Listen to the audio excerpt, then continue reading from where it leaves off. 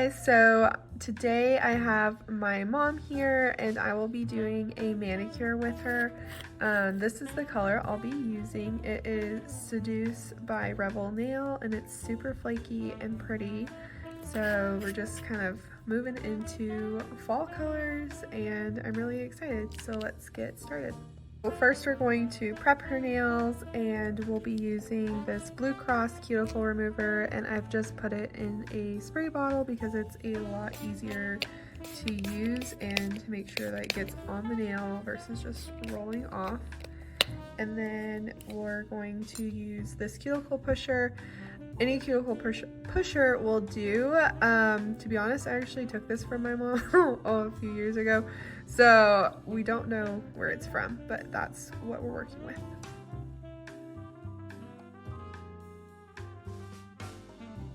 So next I'm just going to buff. These are the buffing blocks that I use. They are like my favorite buffing blocks. I use them all the time and it comes in a huge pack, so it feels like you're never going to run out. Next I'm going to shape her nails. This is the file I'm going to use. These are my favorite files. They are from Sally's, but you can also get them from Amazon. They're the 100-180 grit, and I use the 180 grit, which is the finer grit, whenever I shape nails.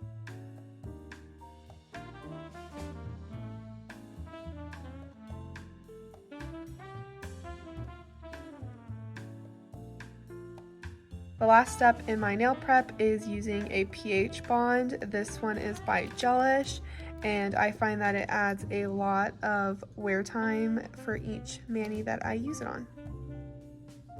All of the products that I am using today on her manicure are by Rebel Nail. This is the Pro Base that I'll be using, and then since Seduce is a glitter slash flaky dip powder, I always use a clear dip powder to top it, and this just prevents any of the glitter or flakes from being filed or buffed off. I always like to use the Apex method when doing manicures, and if you have any questions or don't know what that method is, I do have a full tutorial on my page that I will link in this video, so you can go give it a watch and check it out there.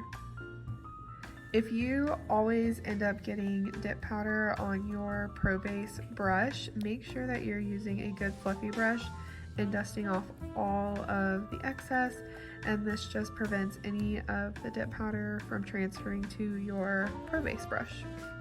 On my final dip for flaky dip powder, I always like to tap or kind of shimmy the jar, and that gets all of the flakes that you want on the top of your manicure right to the top of the jar, so that it's just easy application.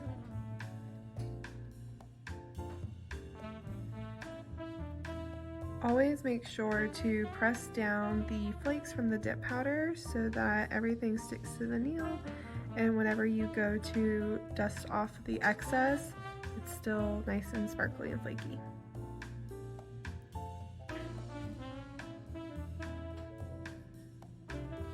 After you've applied all of your layers of the color that you want, dip into one layer of clear dip powder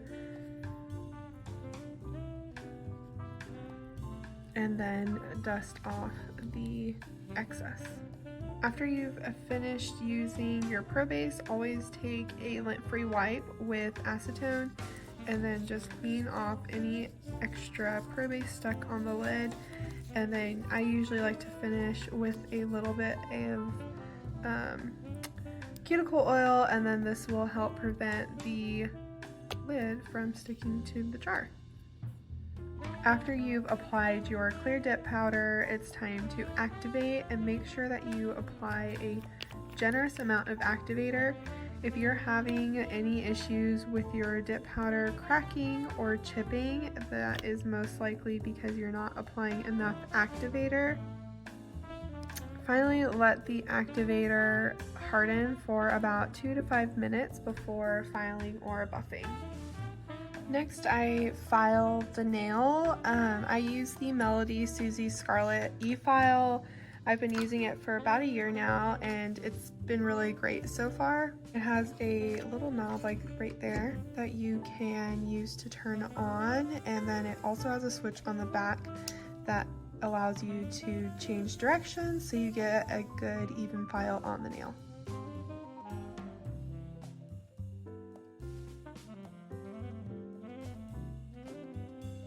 So all of her nails have been filed, and now I buff lightly on the nail.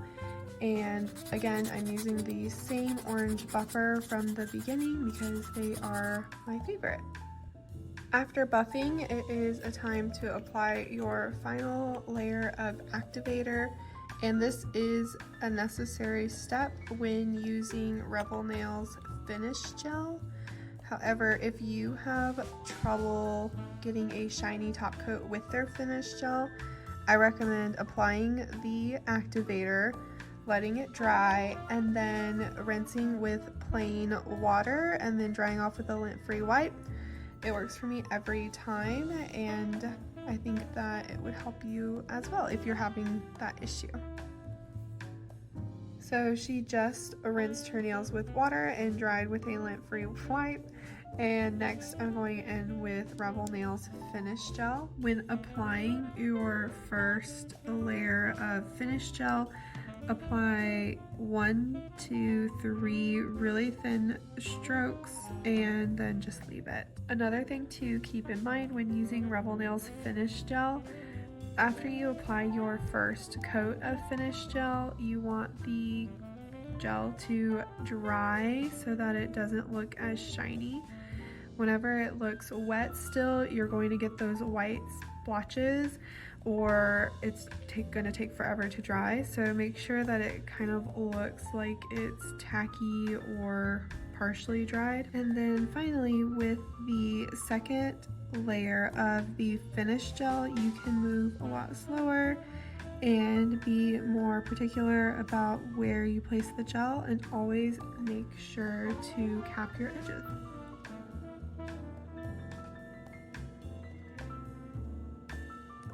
Always finish with cuticle oil, and that's exactly how I did my mom's nails.